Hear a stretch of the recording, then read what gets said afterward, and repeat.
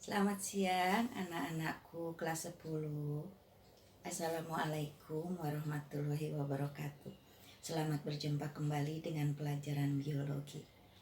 Untuk episode kali ini, Ibu akan menjelaskan mengenai Kingdom Protista. Pada episode-episode sebelumnya, Ibu sudah menjelaskan mengenai Kingdom Monera. Untuk kali ini, Ibu akan menjelaskan Kingdom Protista, khususnya adalah protista mirip hewan, ya, yaitu protozoa. Oke, baiklah kita lihat protozoa. Ya. Untuk mempelajari protozoa, maka kita harus tahu mengenai ciri-ciri dan klasifikasinya. Sehingga nanti kita juga bisa melihat peran dari si kelas protozoa pada Kingdom Protista. Baik anak-anak ya, Ibu mau memberikan apa sih ciri protozoa yang termasuk ke dalam Kingdom Protista, ya. Protozoa itu memiliki ciri dia adalah makhluk hidup yang sudah eukariot. Ya. Nah, ini berkebalikan dengan Monera. Monera itu adalah makhluk hidup yang prokariot. Tapi semua kelompok protozoa karena dia sudah Kingdom Protista, semuanya adalah makhluk hidup yang eukariot. Kemudian dia adalah makhluk hidup yang uniseluler. Jadi semua yang termasuk ke dalam kelompok protista, khususnya adalah protozoa, ini semuanya masih makhluk hidup yang uniseluler. Kemudian ciri lainnya, ya, ciri lainnya adalah dia hidup kebanyakan adalah jadi habitatnya adalah bisa di tanah dan bisa juga di air. Ya. Kemudian reproduksinya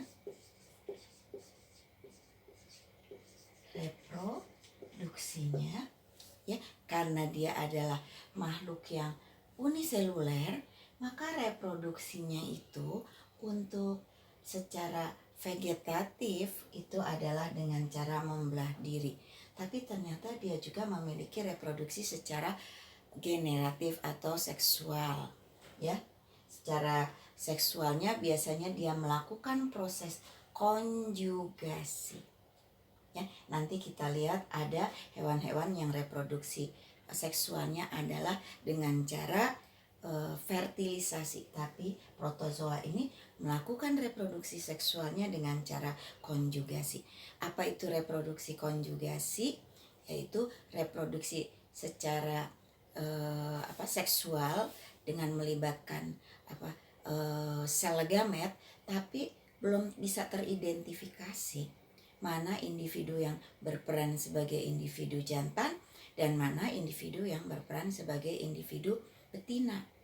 Jadi kadang-kadang si individu tadi berperan sebagai individu jantan, tapi kadang-kadang dia juga bisa berperan sebagai individu betina. Nah, reproduksi seksual atau kawin yang seperti itu disebut dengan konjugasi, ya. Berbeda dengan hewan-hewan tingkat tinggi, seperti misalnya pada kucing atau anjing atau juga bahkan ayam. Mereka reproduksi secara seksual tapi fertilisasi, ya, karena sudah bisa dibedakan mana hewan jantan dan mana hewan betina. Begitu ya, Nak?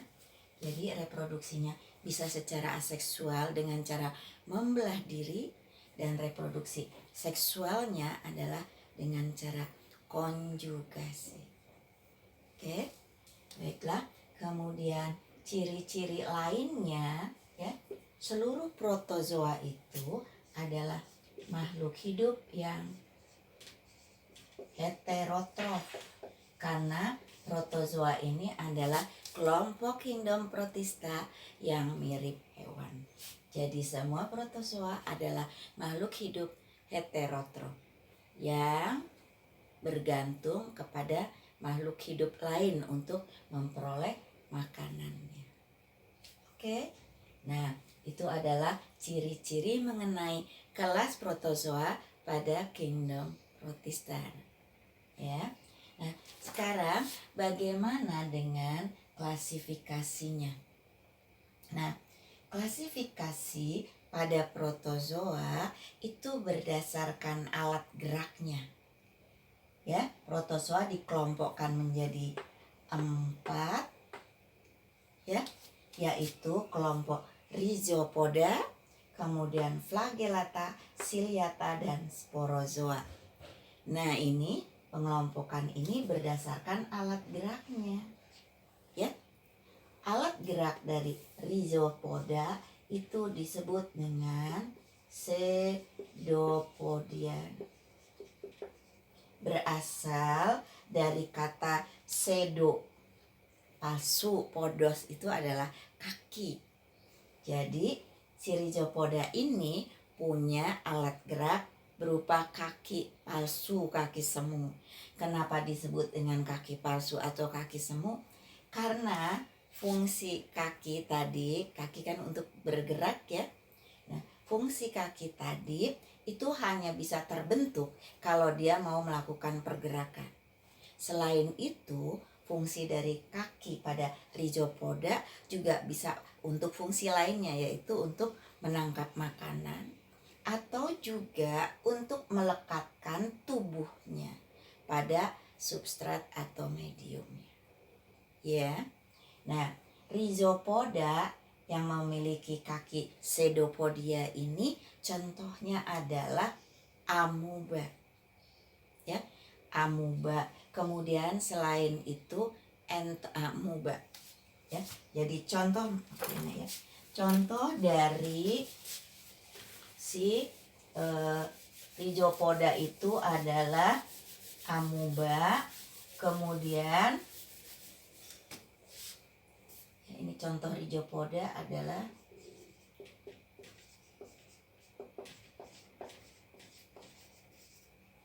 amubana. Kemudian ada entamuban. Ya, kemudian ada juga foraminifera dan ada juga radiolaria. Ya, ini sekaligus Ibu jelaskan mengenai peran-perannya ya. Nah, amuba ini adalah si Rhizopoda yang hidup bebas ya.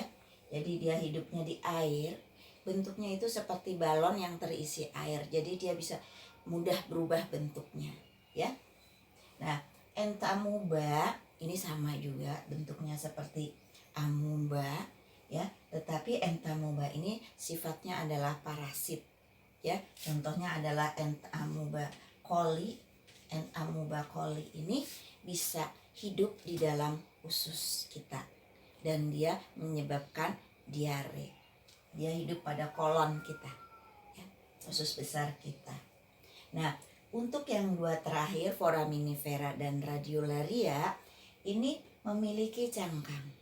Nah, cangkangnya untuk foraminifera ini biasanya bisa digunakan karena cangkangnya itu bisa memfosil, bisa digunakan oleh para geolog itu untuk menandai bahwa di daerah tersebut itu terdapat sumber minyak bumi. Ya. Kemudian radiolaria ini cangkangnya itu karena banyak mengandung zat silika, biasanya bisa dimanfaatkan untuk bahan penggosok kayak abu gosok seperti itu ya. Nah, ini radiolaria. Zat silika itu adalah zat kaca. Nah, selanjutnya adalah kelompok flagellata. Flagellata ini memiliki alat gerak yang disebut dengan flagella atau bulu cambuk. Ya. Kelompok flagellata ini contohnya adalah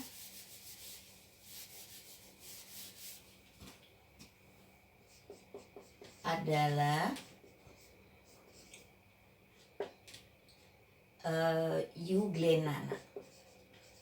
Tapi Euglena ini adalah makhluk hidup yang agak unik ya. Di satu pihak dia itu dikatakan sebagai makhluk hidup yang heterotrof ya, karena dia itu makannya adalah zat-zat organik bergantung kepada makhluk hidup lain. Tapi di lain pihak ada juga yang mengelompokkan dia sebagai makhluk hidup autotrof karena memang di dalam selnya, di dalam tubuhnya itu dia memiliki pigmen sehingga dia bisa melakukan proses fotosintesis ya. Nah, biasanya Euglena ini akan berperan sebagai makhluk hidup yang autotrof kalau di daerah tersebut ya, di perairan tadi tidak banyak mengandung zat-zat organik ya. Jadi dia kepepet, makanannya adalah zat anorganik, maka dia bisa melakukan proses fotosintesisnya. Agak unik juga ya. Nah, ya biasanya Euglena juga ditarik sebagai protista mirip tumbuhan ya, yaitu ganggang atau algae. Kemudian contoh lainnya adalah Trypanosoma.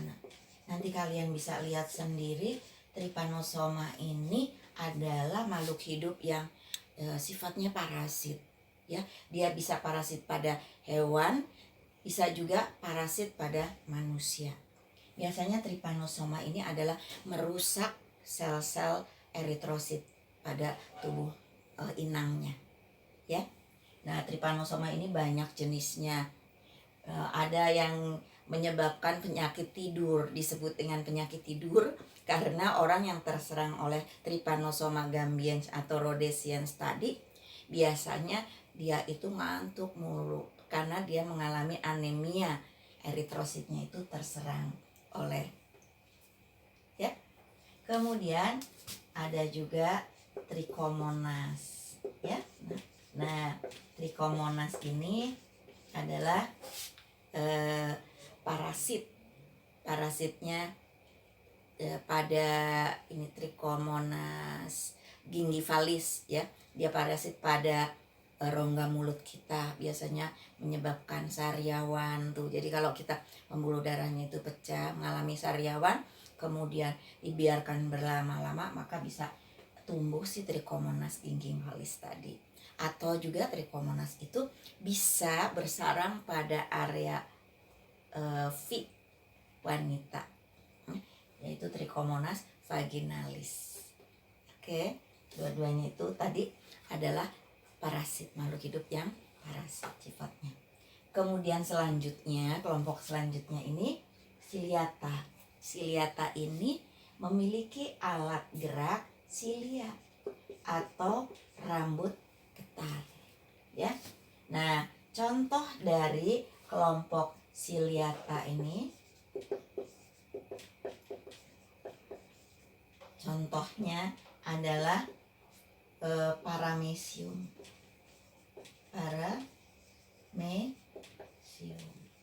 ya. Kemudian ya, contohnya adalah Vorticella ya. Nah, Paramecium ini dia itu adalah jenis plankton. Jadi jabatannya dia hidup di air. Ini juga hidup di air. Jabatannya ini, oh iya, ini semua yang ibu jelaskan yang tidak parasit itu dia hidup di air. Nah, kalau mereka hidup bebas itu ya, kecuali tadi ya yang Foraminifera dan Radiolaria dia di tanah. Nah, untuk Paramecium ini hidup di air. Vorticella itu juga hidup di air ya. Nah, ini peranannya tidak begitu banyak di dalam kehidupan kita ya. Dia hidup bebas.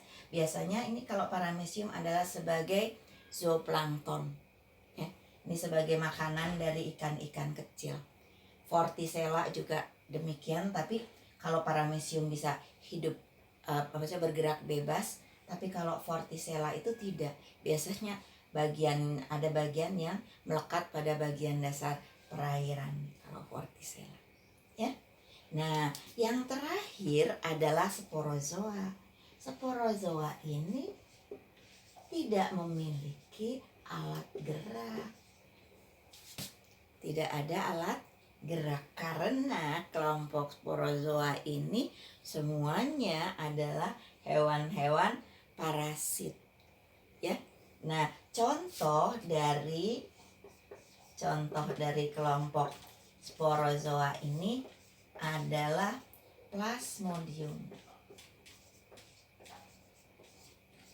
Ya, Plasmodium ini adalah makhluk hidup atau protozoa yang bisa menyebabkan penyakit malaria. Nah, jadi sekarang kalian sudah tahu bahwa penyakit malaria itu bukan disebabkan oleh nyamuk, tapi disebabkan oleh Plasmodium. Nyamuk itu hanya sebagai penyebar, sebagai vektor, ya. Plasmodium ini menyebabkan penyakit malaria. Dengan vektor adalah nyamuk. Nyamuknya masih ingat? Nyamuk apa, Nak? Ya, Anopheles, ya. Kalau yang baru-baru lalu itu beredar atau booming atau lagi lagi meledak, itu adalah penyakit demam berdarah. Itu juga vektornya nyamuk. Tapi kalau demam berdarah penyebabnya adalah virus. Virus apa? Ayo, masih ingat? Virus? Ya, virus dengue. Ya. Nah, kalau penyakit malaria yang juga dengan penyebaran nyamuk, nyamuknya Anopheles, penyebabnya adalah Plasmodium. Oke, baiklah anak-anakku kelas 10. Ibu rasa sampai di sini dulu untuk episode kali ini mengenai protozoa. Oke, selamat siang, Nak. Assalamualaikum warahmatullahi wabarakatuh.